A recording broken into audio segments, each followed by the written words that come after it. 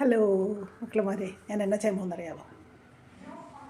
ഞാനേ ടെറസ് കൃഷി ചെയ്തിരുന്ന ഇഞ്ചി കളച്ചപ്പോഴത്തേന് കുറേയൊക്കെ അങ്ങ് ചുക്ക് പോലെ ആയിപ്പോയി. സമയം കഴിഞ്ഞു. ഇടയ്ക്കൊരു മഴ പെയ്തപ്പോഴത്തേന് ഞാനിത് താമസിച്ചു. ഇതാണ് ഞാൻ കിടക്കട്ടെന്ന് വിചാരിച്ചു. അപ്പോൾ ഇച്ചിരി പൊട്ടി തളർത്ത് വന്നു.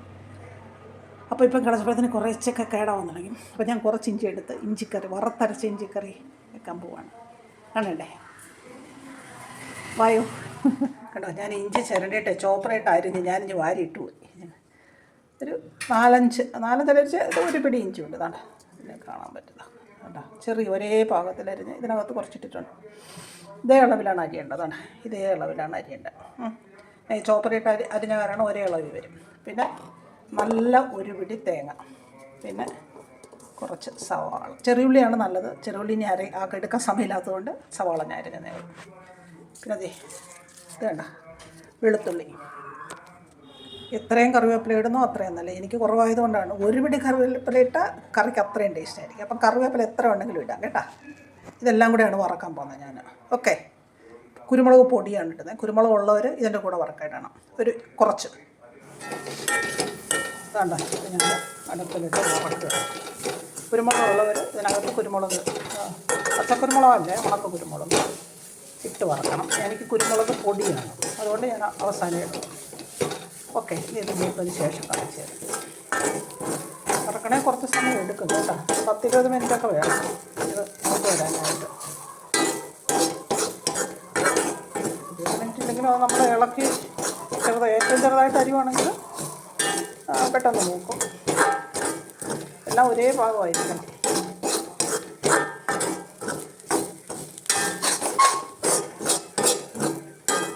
പിന്നെ മൂക്കിട്ട് കേട്ടോ, മൂക്കിട്ട് കാണിച്ചു തരാം. ഓക്കെ. ഈ തേങ്ങയില്ലേ ചെറുതായിട്ട് അരിയാം. അതായത് ഈ ഇഞ്ചി വറുത്ത് കോരി ഇടുന്നതോടൊപ്പം ഈ തേങ്ങയും വറുത്ത് കോരി ഇടുമ്പോഴത്തേക്ക് എന്നാ ചുറ്റുമെന്നറിയാമോ? ചെറുതായിട്ട് അരിഞ്ഞതിന് ശേഷം കാണിച്ചു തരാം. നല്ല കടിക്കും. നമ്മൾ ഇഞ്ചിക്കറി കടിക്കണം. നല്ല കഴിക്കുമ്പോൾ നല്ല ടേസ്റ്റ് കേട്ടോ. എത്രയാണ് നമുക്കിത് ഇടേണ്ടതെന്ന് പറയുന്നത്, മല്ലി കണ്ടോ, മല്ലിപ്പൊടി കാശ്മീരി ചില്ലിയാണ്. അതുകൊണ്ട് ഞാൻ അത്രയും മുളക് പൊടി ഇട്ട് അധികം എരി കാണും. കുരുമുളക് പൊടി, മഞ്ഞൾപ്പൊടി, ഉലുവാപ്പൊടിയും ജീരകവും കൂടെ എടുക്കട്ടെ. അങ്ങനെ ഉലുവാപ്പൊടി. പപ്പയുടെ മീൻ മേടിച്ചു, കിടന്ന് ബേളം വെക്കുന്നതാണ്. ജീരകപ്പൊടി കേട്ടോ. അപ്പോൾ ഇത്രയാണ് കേട്ടോ. ഇനി ഇത് നന്നായിട്ടൊന്ന് നന്നായിട്ടെന്ന് പറഞ്ഞാൽ ഇത് ചട്ടി നല്ല കട്ടിയുള്ളതല്ലേ. ഇത് നല്ല ചൂടാണ്. അപ്പം ഇത് നന്നായിട്ട് ഇളക്കുമ്പോൾ നല്ല ചൂടാകും കേട്ടോ. ഇത്രയും മതി. ഇനി നമുക്കിതിനെ ഓഫാക്കാം. ഇത് തണുത്തതിന് ശേഷം കേട്ടോ. ഈ പാകമാവണം. ഈ പാകമാവണം. ഇതാണ് പാകം. ഇനി ഇതിനെ നമുക്ക് അരയ്ക്കാം. ഇച്ചിരി തണുക്കട്ടെ. ഇത് കണ്ട തേങ്ങ ചെറുതായിട്ട് അരിഞ്ഞത്, വെളുത്തുള്ളിയും ചുമന്നുള്ളിയും കൂടെ ചെറുതായിട്ട് കടുവറക്കായി അരിഞ്ഞത്. ഇത് നേരത്തെ അരിഞ്ഞ ഇതാണ് ഇഞ്ചിയുടെ പാകം. നമ്മൾ വറക്കാനെടുക്കുമ്പോൾ ഇഞ്ചിയുടെ പാകം എന്ന് പറയുന്നത് ഇത്. അതിനകത്ത് ഞാൻ ഒരു സ്വല്പം എടുത്ത് വെച്ചിരുന്നു അവസാനം വറുത്ത് കോരിയിടാനായിട്ട്. ഓക്കെ. ഇനി നമുക്കൊരു കാര്യം ചെയ്യാം. ഇത് കുറച്ച് തണുപ്പ് നമുക്ക് മിക്സിയിൽ അരയ്ക്കാം. ഞാൻ അരച്ചതിന് ശേഷം കാണിച്ചു തരാം. അരയ്ക്കുമ്പോൾ കുറച്ച് പുളിയും കൂടെ ഇടണം. പുളി ഞാൻ എടുക്കുമ്പോൾ കാണിച്ചു തരാം. എൻ്റെയൊക്കെ കൊച്ചിലെ ഈ പുളി ഇഞ്ചി പുളി എപ്പോഴാണ് വെക്കുന്നത്? ഓണം, ക്രിസ്മസ്, ഈസ്റ്ററൊക്കെ വരുമ്പോൾ ആണ് അമ്മച്ചി നമുക്ക് വെച്ചിരുന്നത്. പിന്നെ വിശേഷം അല്ലാതെ വേറെ എന്തെങ്കിലുമൊക്കെ വിശേഷമുള്ളപ്പോഴും വെക്കും. പക്ഷേ ഇതങ്ങോട്ട് വെച്ച് തുടങ്ങുമ്പോഴത്തേന് ഇതൊക്കെ മൂക്കത്തില്ലേ, ഇഞ്ചി വെളുത്തുള്ളി ഇതൊക്കെ അങ്ങനെ മൂത്ത് വരുമ്പോഴത്തേന് പിന്നെ മണമെന്നറിയാമോ? ഇതെല്ലാം കൂടെ ഇട്ട് മൂപ്പിക്കുമ്പോഴും ഭയങ്കര മണം. അപ്പം നമ്മൾ കൊച്ചല്ലേ, അപ്പോൾ ഇതിൻ്റെ മണം കേൾക്കുമ്പോഴത്തേനും നമ്മൾ ഓടി വരും. അമ്മച്ചി വെച്ചോണ്ട് വരും. പുളിയിട്ടാൽ അതിന് ആദ്യത്തെ തന്നെ കുറച്ചുകൂടി ഇരിപ്പുണ്ട്. അതിനകത്ത് പുളിയിട്ടാൽ കണ്ടോ. ഇതാണ് പാവം. ഇങ്ങനെ അരയ്ക്കണം. ഇതിനെ ഇനി ഞാൻ ചട്ടി തട്ടിയതിന് ശേഷം ബാക്കി കൂടെ അരയ്ക്കുമ്പോൾ അതിനകത്താണ് പുളി ഇടുന്നത് കേട്ടോ. കണ്ടോ, ഇത്രയും പുളിയും കൂടെ, ഇഞ്ചി പുളി എന്നല്ലേ പറയുന്നത്. അപ്പോൾ ഇത്രയും പുളിയും കൂടെ നമുക്ക് അരയ്ക്കാം. വേണമെങ്കിൽ കുറച്ചുകൂടെ പിഴി ചേർക്കാം. ഇപ്പോൾ ഇതിനകത്ത് ഞാൻ അരയ്ക്കുന്നതിനകത്ത് ഇതേ ഇടുന്നുള്ളൂ. ഇത് കണ്ടോ, ഇത്രയാണ് ഞാൻ ഇടാൻ പോകുന്നത്. അപ്പോൾ ഇനി അരച്ച് കലക്കതിന് ശേഷം അരച്ചിട്ടുണ്ടേ, പുളിയും കൂടെ അരച്ചിട്ട് കണ്ടോ. ഇതിനെ നമുക്ക് കലക്കി അടപ്പയിൽ വെക്കാം. ഇതിൽ ഉപ്പിട്ടിട്ടില്ല, ഉപ്പും കൂടെ ഇട്ടാൽ മതി. കലക്കി അടപ്പയിൽ വെച്ചാൽ മതി. ഒരുപാട് വെള്ളം വെക്കരുത് കേട്ടോ.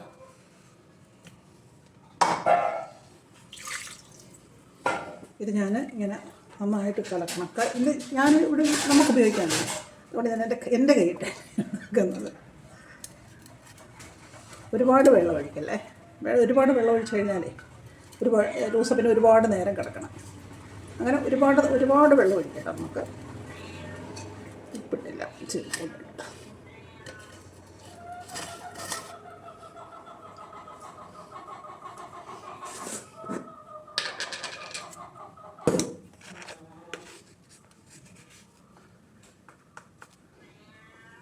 ഇത്ര ഉപ്പിടുകയാണ്. ഇത്രയും വേണ്ട.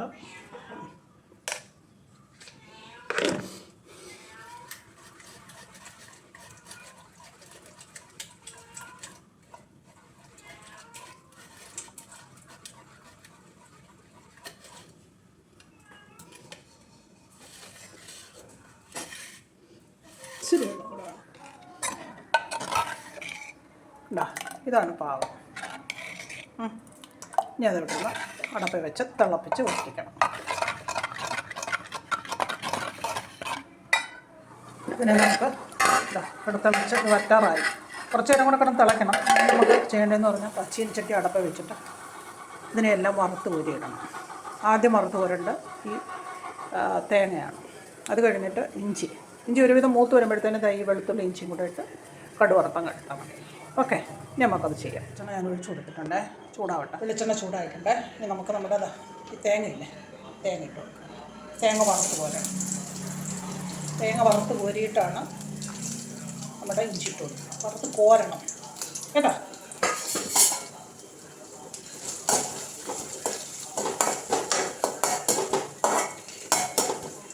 തേങ്ങ വറക്കാൻ തരമില്ലേ, ഒരു സ്വല്പം മഞ്ഞപ്പൊടി അത് കൊടുക്കണം. അതൊരു കളർ വരും, ഒരു ഭംഗിയാണ്.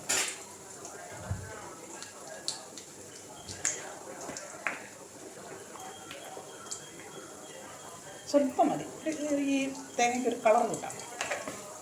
അല്ലെങ്കിലും തേങ്ങ മുപ്പ് പോലെ കളർ തരും. എന്നാലും ഒരു ഈ മഞ്ഞ കളർ പോലെ തന്നെ കാണാൻ പറ്റും.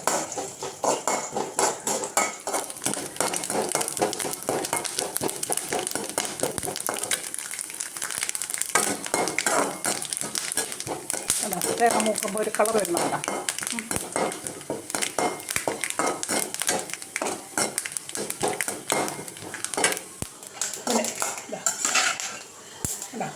ഇത്രയാണ്. ഇനി ഇതിൽ നമുക്ക് എണ്ണയായിട്ട് ഒഴിക്കുക. പിന്നെ ഇങ്ങനെ കോരിയിട്ട്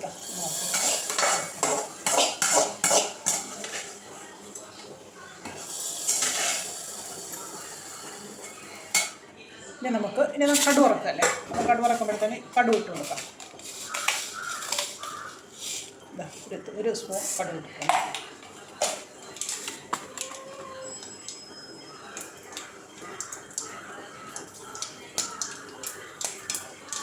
ഇട്ടിട്ടുണ്ട്.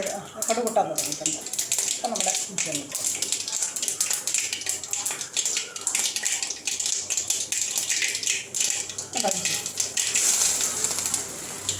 ഒരു വിധമായി വരുമ്പോൾ നമ്മുടെ വെളുത്തുള്ളി ചുമന്ന് കൊടുക്കണം.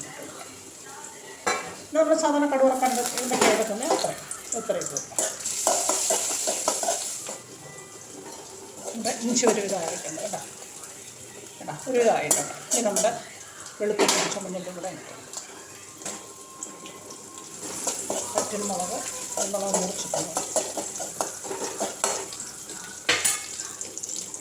പച്ചമുളക്, കറിവേപ്പില എല്ലാം ഇട്ട്. കറിവേപ്പില എത്ര ഇടുന്നു അത്രയും നല്ലത് കേട്ടോ. നല്ല ടേസ്റ്റ് ആയിരിക്കും. നമ്മൾ വറക്കാൻ വരയില്ലേ, കറിവേപ്പില എത്ര ഇടുന്നു അത്രയും നല്ലതാണ്. നല്ല ടേസ്റ്റ് ആയിരിക്കും കറിവേപ്പില മൂത്ത്.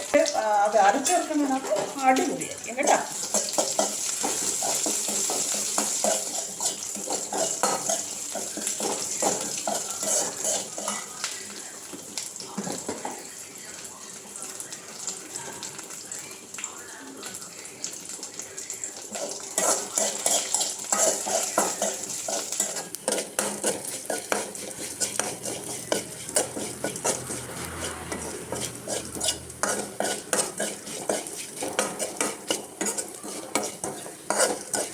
ഇത് നമ്മുടെ ഇത്രയാണ്.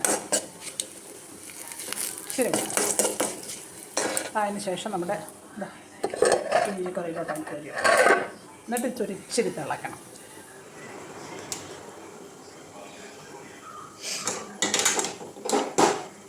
ഇതായിട്ടുണ്ട്. ഇത് നമുക്ക്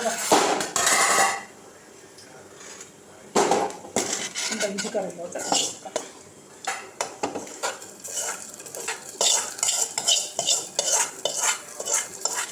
ഇനി ഇതിനെ ഇളക്കി ഇനി ഇതൊന്ന് തിളക്കാം. തിളച്ച് കഴിഞ്ഞാൽ നമ്മുടെ ഇഞ്ചിക്കറി റെഡിയായി.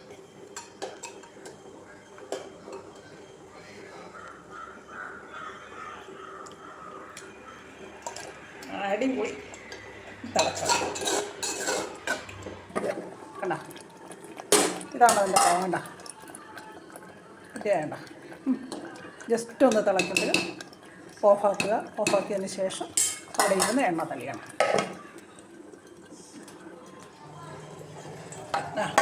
ഇത്രയാണ്. ഇനി ഇതിരുന്ന് എണ്ണ തളിയട്ടെ. വാങ്ങിച്ച് കണ്ടിട്ട് കണ്ട ഇഞ്ചിക്കറി. Okay tata bye by.